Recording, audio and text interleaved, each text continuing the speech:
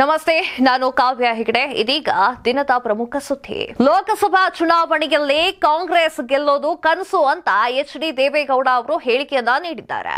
ಶ್ರೀಕಾಂತ್ ಒಬ್ರೇ ಹಿಂದೂನ, ಬೇರೆಯವರು ಹಿಂದೂಗಳು ಅಂತ ಅನಿಸ್ತಾ ಇಲ್ವಾ ಅಂತ ಬಿಜೆಪಿಯ ವಿರುದ್ಧ ಪರಮೇಶ್ವರ್ ಅವರು ಗುಡುಗಿದ್ದಾರೆ.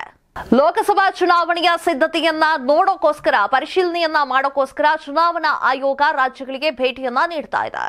ಅಯೋಧ್ಯೆ ರಾಮ ಮಂದಿರಕ್ಕೆ ತಿರುಮಲ ತಿರುಪತಿ ಕಡೆಯಿಂದ 1 ಲಕ್ಷ ಲಡ್ಡನ್ನ ಪೂರೈಕೆ ಮಾಡಲಾಗ್ತಾ ಇದೆ. ದೆಹಲಿಯಲ್ಲಿ ಸಿದ್ದರಾಮಯ್ಯ ಅವರಿಗೆ ಸಚಿನ್ ತೆಂಡೂಲ್ಕರ್ ಅವರು ಆಕಸ್ಮಿಕ ಭೇಟಿಯಾಗಿದ್ದಾರೆ.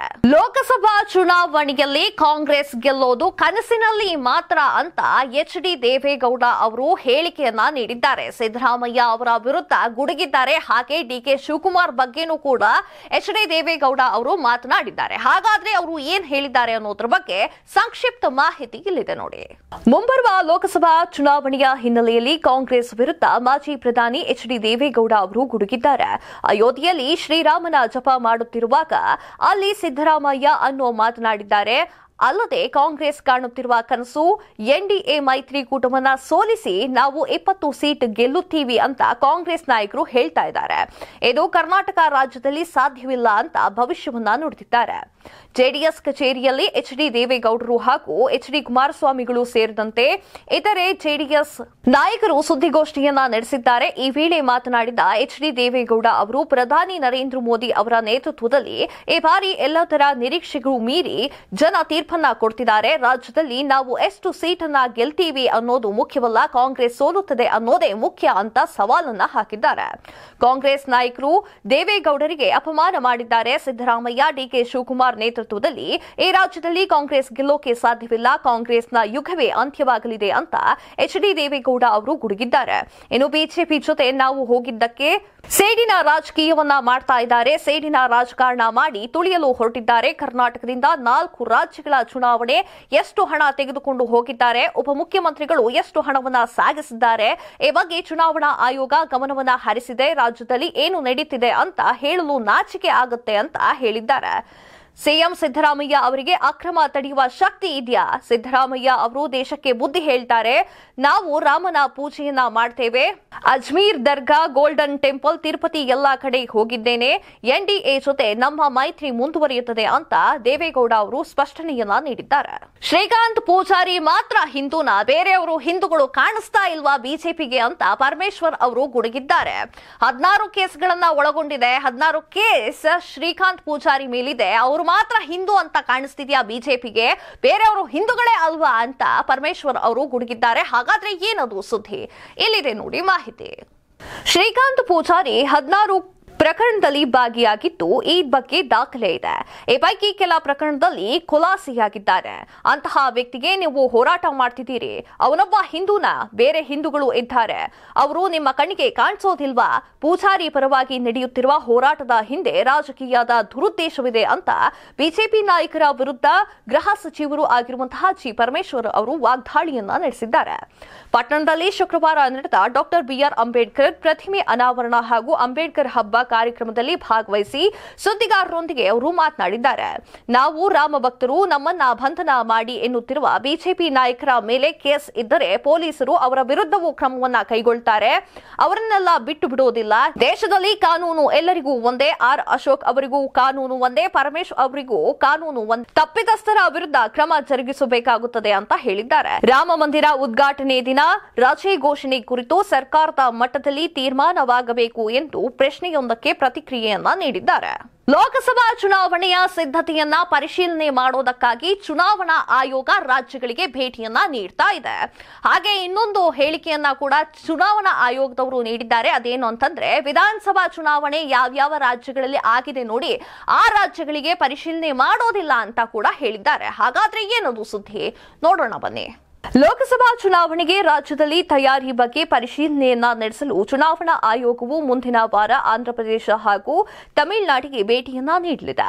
ಮುಖ್ಯ ಚುನಾವಣಾ ಆಯುಕ್ತರಾಗಿರುವಂತಹ ರಾಜೀವ್ ಕುಮಾರ್ ನೇತೃತ್ವದಲ್ಲಿ ಚುನಾವಣಾ ಆಯುಕ್ತರಾಗಿರುವಂತಹ ಅನೂಪ್ ಚಂದ್ರ ಪಾಂಡೆ ಹಾಗೂ ಅರುಣ್ ಅವರಿರುವ ನಿಯೋಗವು ಜನವರಿ 7ರಿಂದ 10ರ ನಡುವೆ ಆಂಧ್ರಪ್ರದೇಶ ಹಾಗೂ ತಮಿಳುನಾಡಿಗೆ ಭೇಟಿಯನ್ನ ನೀಡಲಿದ್ದಾರೆ. ನಿಯೋಗದ ಭೇಟಿಗೂ ಮುನ್ನ ಜನವರಿ 6ರಂದು ಉಪಚುನಾವಣಾ ಆಯುಕ್ತರು ಚುನಾವಣೆಗೆ ಸಿದ್ಧತೆಯ ಬಗ್ಗೆ ಅವರಿಗೆ ಮಾಹಿತಿಯನ್ನ ನೀಡಲಿದ್ದಾರೆ. ಈಗಾಗಲೇ ಉಪಚುನಾವಣಾ ಆಯುಕ್ತರು ಎಲ್ಲಾ ರಾಜ್ಯಗಳಿಗೆ ಭೇಟಿಯನ್ನ ನೀಡಿ ಸಿದ್ಧತೆಯ ಬಗ್ಗೆ ಪರಿಶೀಲನೆಯನ್ನ ನಡೆಸಿದ್ದಾರೆ. ವಿಧಾನಸಭಾ ಹಾಗೂ ಲೋಕಸಭಾ ಚುನಾವಣೆಗೂ ಮುನ್ನ ರಾಜ್ಯಗಳಿಗೆ ಪ್ರವಾಸವನ್ನ ಮಾಡಿ ರಾಜಕೀಯ ಪಕ್ಷಗಳು, ಹಿರಿಯ ಪೊಲೀಸ್ ಅಧಿಕಾರಿಗಳು, ಆಡಳಿತ ಅಧಿಕಾರಿಗಳನ್ನ ಭೇಟಿ ಮಾಡುವುದು ಚುನಾವಣಾ ಆಯೋಗದ ಸಾಮಾನ್ಯ ಪ್ರಕ್ರಿಯೆ. ಆದರೆ ಎಲ್ಲಾ ರಾಜ್ಯಗಳಿಗೆ ಆಯೋಗವು ಭೇಟಿಯನ್ನ ನೀಡೋದು ಅನುಮಾನ ಎನ್ನಲಾಗ್ತಾ ಇದೆ. ಇತ್ತೀಚೆಗೆ ವಿಧಾನಸಭಾ ಚುನಾವಣೆ ನಡೆದಿದ್ದ ರಾಜ್ಯಗಳಿಗೆ ಭೇಟಿಯನ್ನ ನೀಡಲು ಸಾಧ್ಯವಿಲ್ಲ ಅಂತ ವರದಿಯೊಂದು ಹೇಳಿದೆ. ಅಯೋಧ್ಯ ರಾಮ ಮಂದಿರ ಪ್ರತಿಷ್ಠಾಪನೆಯ ದಿನ ಜನವರಿ 22ರಂದು ಅಂತ ಈಗ ಆಲ್ರೆಡಿ ನಿಮಗೆ ಗೊತ್ತೇ ಆಗಿದೆ. ಇದನ್ನ ಪ್ರಧಾನಿ ನರೇಂದ್ರ ಮೋದಿ ಅವರು ಉದ್ಘಾಟನೆ ಮಾಡಲಿದ್ದಾರೆ.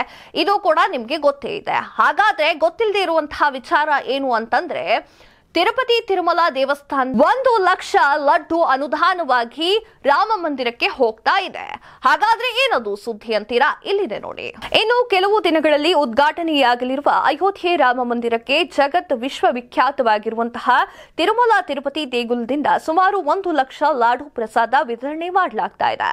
ಹೌದು, ತಿರುಪತಿಯ ಶ್ರೀ ವೆಂಕಟೇಶ್ವರ ದೇವಸ್ಥಾನದ ಅಧಿಕೃತ ಪಾಲಕರಾಗಿರುವಂತಹ ತಿರುಮಲ ತಿರುಪತಿ ದೇವಸ್ಥಾನದ ಕಮಿಟಿ ಜನವರಿ 22ರಂದು ಅಯೋಧ್ಯೆಯಲ್ಲಿ ರಾಮ ಮಂದಿರದ ಪ್ರತಿಷ್ಠಾಪನೆಗೆ 1 ಲಕ್ಷ ಲಡ್ಡನ್ನ ಪೂರೈಕೆ ಮಾಡಲಾಗುತ್ತದೆ ಅಂತ ಶುಕ್ರವಾರ ಅಧಿಕಾರಿಗಳಿಗೆ ತಿಳಿಸಿದ್ದಾರೆ. ಅಯೋಧ್ಯೆಗೆ ಪೂರೈಸಲಾಗಿರುವ ಲಾಡು ತಲಾ 25 ಗ್ರಾಂ ತೂಕವಿದ್ದು ಕಾರ್ಯಕ್ರಮಕ್ಕೆ ಆಗಮಿಸಿರುವ ಭಕ್ತರಿಗೆ ವಿತರಿಸಲು ಉದ್ದೇಶಿಸಲಾಗಿದೆ ಎಂದು ಅಧಿಕಾರಿಗಳು ತಿಳಿಸಿದ್ದಾರೆ. ಅಯೋಧ್ಯೆಯ ರಾಮ ಮಂದಿರದಲ್ಲಿ ನಡೆಯುವ ಶ್ರೀರಾಮನ ಪ್ರಾಣ ಪ್ರತಿಷ್ಠಾಪನಾ ಸಮಾರಂಭದಲ್ಲಿ ಪ್ರವಾಸಿಗರಿಗೆ ವಿತರಿಸಲು ತಲಾ 25 ಗ್ರಾಂ ತೂಕದ 1 ಲಕ್ಷ ಲಡ್ಡನ್ನ ನೀಡಲು ಟಿಟಿಡಿ ಒಪ್ಪಿಗೆಯನ್ನ ನೀಡಿದೆ ಎಂದು ಟಿಟಿಡಿ ಕಾರ್ಯನಿರ್ವಾಹಕ ಅಧಿಕಾರಿಗಳು ಆಗಿರುವಂತಹ ಎವಿ ಧರ್ಮಾರೆಡ್ಡಿ ಅವರು ಪತ್ರಿಕಾ ಪ್ರಕಟಣೆಯಲ್ಲಿ ತಿಳಿಸಿದ್ದಾರೆ.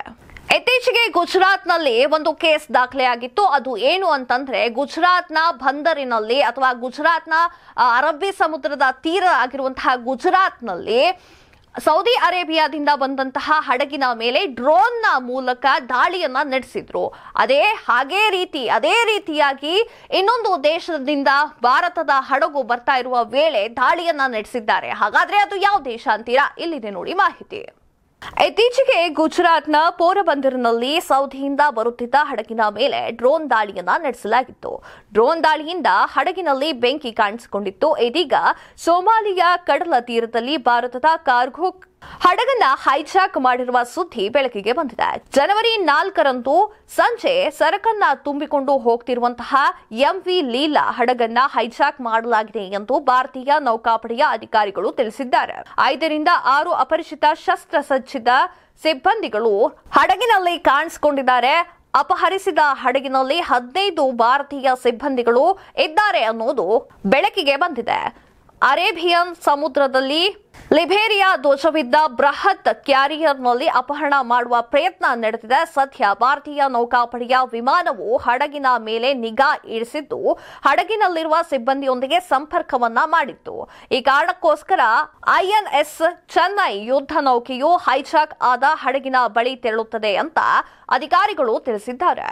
ದೆಹಲಿಯಲ್ಲಿ ಸಿದ್ದರಾಮಯ್ಯ ಅವರು ಹಾಗೆ ಕ್ರಿಕೆಟ್ ಮಾಂತ್ರಿಕ ಅಂತಾನೆ ಕರೆಯಲ್ಪಡುವ ಸಚಿನ್ ತೆಂಡೂಲ್ಕರ್ ಅವರು ಆಕಸ್ಮಿಕ ಭೇಟಿಯನ್ನ ಮಾಡಿದ್ದಾರೆ.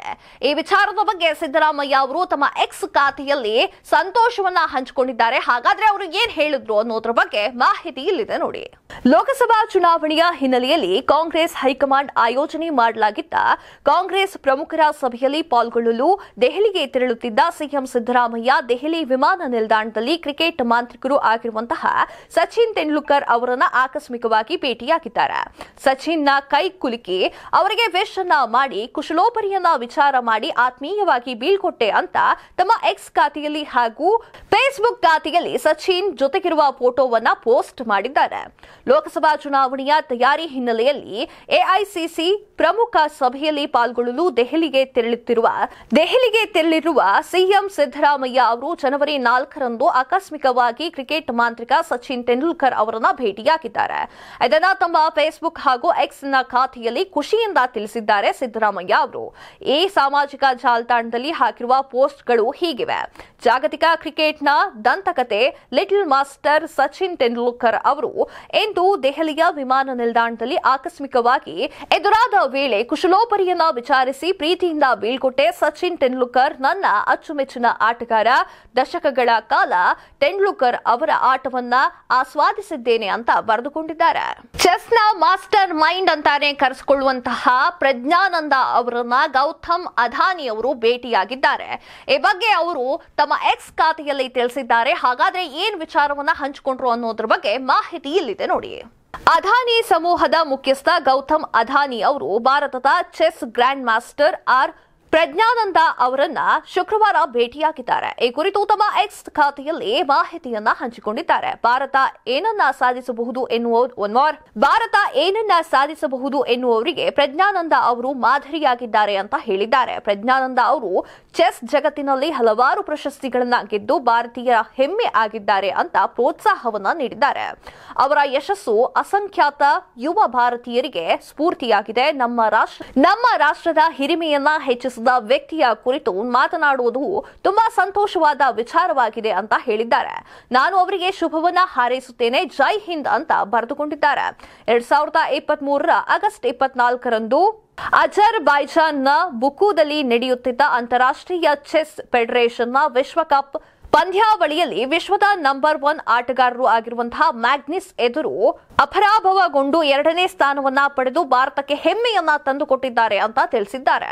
ಧೋನಿ ಅವರು ತಮ್ಮ ಬಿಸಿನೆಸ್ ಪಾರ್ಟ್ನರ್ನ ವಿರುದ್ಧ ಕ್ರಿಮಿನಲ್ ಕೇಸನ್ನ ದಾಖಲೆ ಮಾಡಿದ್ದಾರೆ. ಯಾಕೆ ಧೋನಿ ಅವರು ಕ್ರಿಮಿನಲ್ ಕೇಸನ್ನ ಹಾಕಿದ್ದಾರೆ, ಎಷ್ಟು ಕೋಟಿ ರೂಪಾಯಿ ಧೋನಿ ಅವರಿಗೆ ವಂಚನೆ ಆಗಿದೆ ಅನ್ನೋದ್ರ ಬಗ್ಗೆ ಸಂಕ್ಷಿಪ್ತ ಮಾಹಿತಿ ಇಲ್ಲಿದೆ ನೋಡಿ. ಬರೋಬ್ಬರಿ 15 ಕೋಟಿ ರೂಪಾಯಿ ವಂಚನೆ ಮಾಡಿದ ಆರೋಪದ ಮೇಲೆ ಟೀಂ ಇಂಡಿಯಾದ ಮಾಜಿ ಕ್ಯಾಪ್ಟನ್ ಮಹೇಂದ್ರ ಸಿಂಗ್ ಧೋನಿ ಅವರು ತಮ್ಮ ಮಾಜಿ ಬಿಸಿನೆಸ್ ಪಾರ್ಟ್ನರ್ ವಿರುದ್ಧ ಕ್ರಿಮಿನಲ್ ಪ್ರಕರಣವನ್ನ ದಾಖಲೆ ಮಾಡಿದ್ದಾರೆ.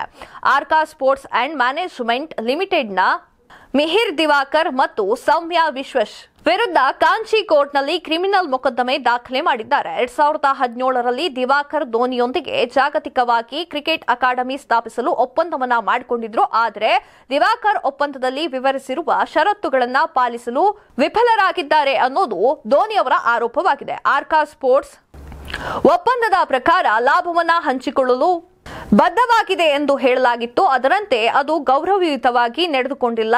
ಒಂದಷ್ಟು ಪ್ರಯತ್ನಗಳ ಹೊರತಾಗಿಯೂ ಒಪ್ಪಂದದಲ್ಲಿ ತಿಳಿಸಿರುವ ನಿಯಮಗಳು ಮತ್ತು ಷರತ್ತುಗಳನ್ನು ಕಡೆಗಣಿಸಲಾಗಿದೆ ಅಂತ ಹೇಳಿದ್ದಾರೆ. ಹೀಗಾಗಿ ಧೋನಿ ಅವರು ಆಗಸ್ಟ್ 15, 2021ರಲ್ಲಿ ಆರ್ಕಾ ಸ್ಪೋರ್ಟ್ಸ್ಗೆ ನೀಡಿದ್ದ ಅಧಿಕಾರ ಪತ್ರವನ್ನು ಹಿಂತೆಗೆದುಕೊಂಡಿದ್ದಾರೆ. ನಂತರ ಧೋನಿ ಲೀಗಲ್ ನೋಟಿಸ್ ಅನ್ನ ಕಳಿಸಿದ್ದಾರೆ. ಯಾವುದೇ ಪ್ರಯೋಜನ ಕೂಡ ಆಗಿಲ್ಲ. ಇದರಿಂದಾಗಿ 15 ಕೋಟಿ ಲಾಸ್ ಆಗಿದೆ ಅಂತ ಧೋನಿ ಅವರು ಕೋರ್ಟ್ ಮೆಟ್ಟಿಲನ್ನ ಏರಿದ್ದಾರೆ. ಇದೆಷ್ಟು ಈ ದಿನದ ಪ್ರಮುಖ ಸುದ್ದಿ. ಮತ್ತಷ್ಟು ಸುದ್ದಿಗಳಿಗಾಗಿ ನೋಡ್ತಾ ಇರಿ ಲಯನ್ ಟಿವಿ.